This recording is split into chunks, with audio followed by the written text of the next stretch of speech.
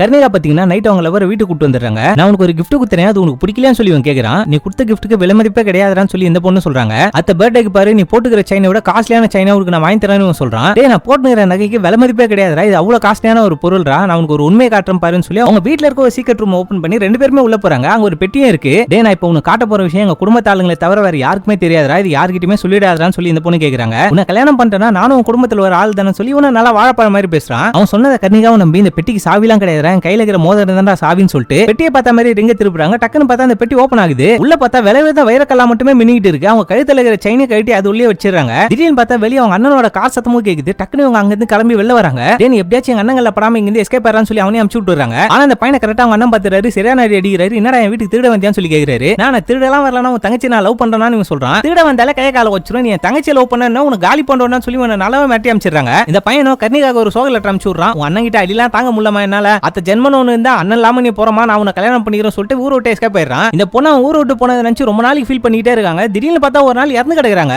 இவ்வளவு நேரமா கர்ணிகா வாழ்க்கையில என்னெல்லாம் நடந்துச்சுன்ற விஷயத்தை போலீஸ் அம்மு எழுதின புக்கை வச்சு கண்டுபிடிச்சிருக்காங்க. போலீஸ் கர்ணிகாவோட மரணத்துல சந்தேகப்பட்டு பல வருஷம் கழிச்சு அவனோட லவர் அரெஸ்ட் பண்றாங்க. சார், நான் கர்ணிகாவோட லவரே இல்ல சார் சொல்லி அவனும் ஒரு உண்மையை சொல்ல ஆரம்பிக்கிறான். இதுக்கப்புறம் என்ன நடந்துச்சுன்றதை அத்த பாட்டுல சொல்லிடுறேன். தேங்க்யூ.